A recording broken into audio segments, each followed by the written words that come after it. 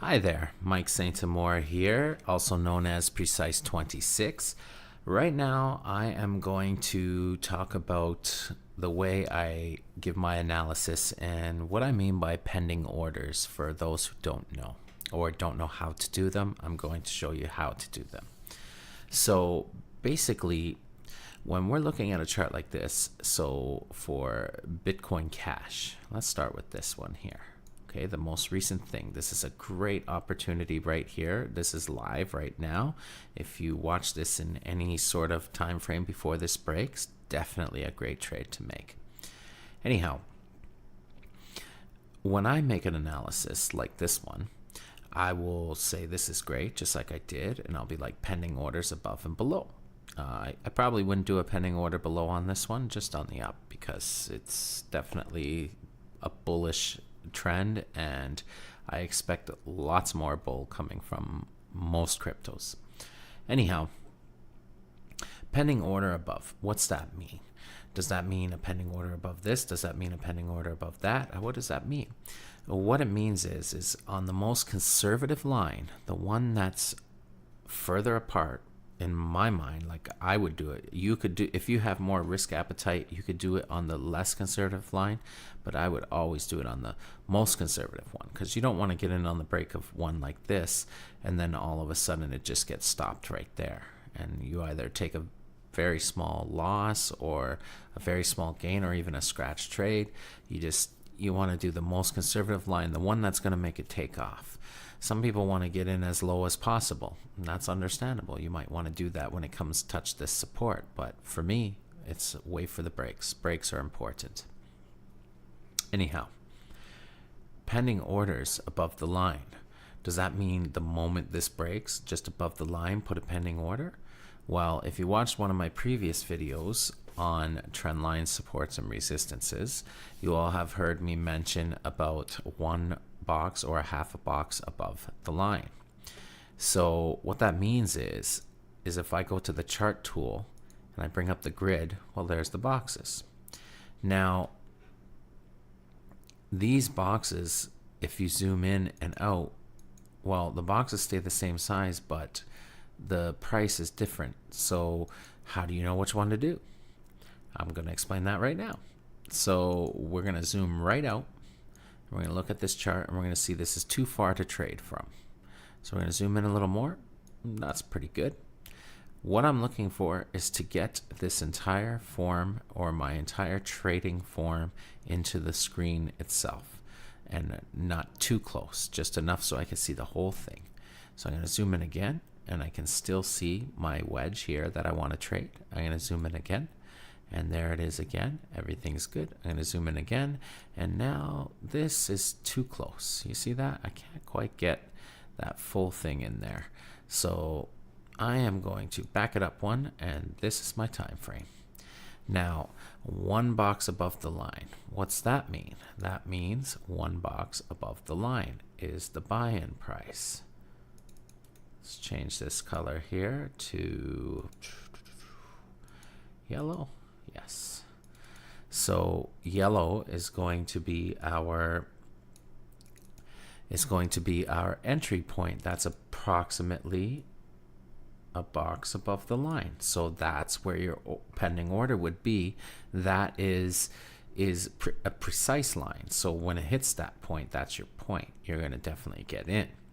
Now we can remove the grid and we can see that it's approximately a box above the line. Now this is however way you want to do it, whatever your risk appetite is. You might want to do a half a box above the line. But whatever you do, don't do right above the line.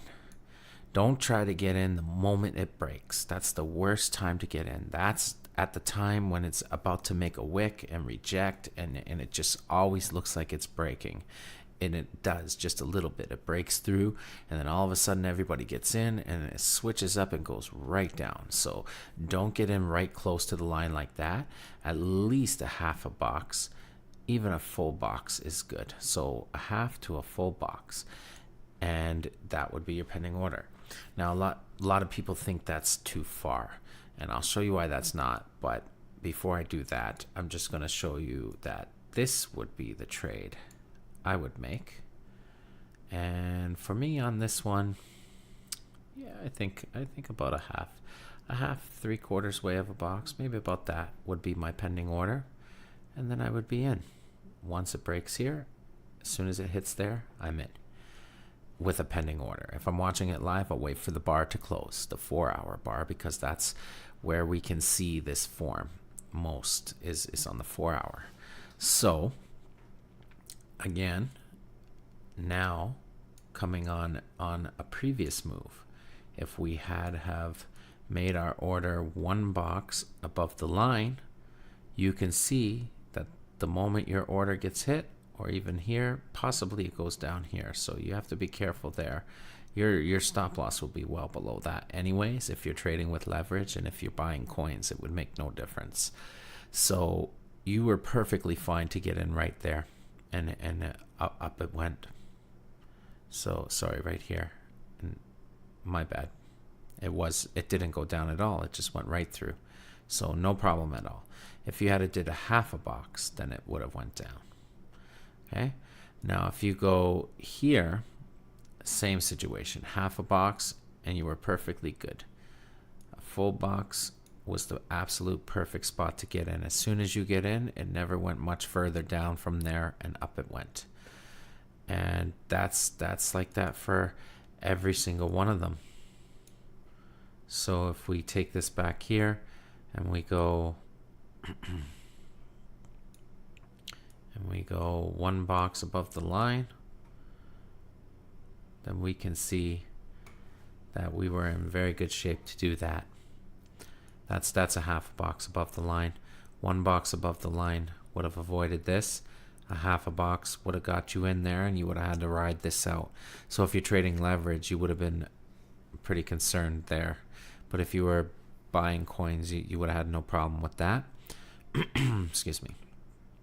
So definitely would have worked on that one. Coming down here, we can see, again, same situation, works perfectly. It's never too much. It seems like it's going to be too much, but it isn't. Unless it's the end of the trend and you just don't know it. But if you do it, you're perfectly good to go every single time. No problem.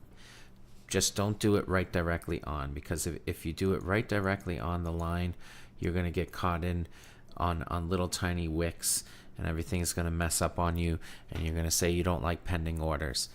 So don't do that. Anyhow, in summary, definitely want to place our pending orders a half a box to 1 box above, or a half a box to 1 box below the line. So if we were on this one, then our pending orders would go below like that. Anyhow, I hope this was helpful. Please like, subscribe, and share this video if you found it helpful. I'm sure many others would. And have a great night.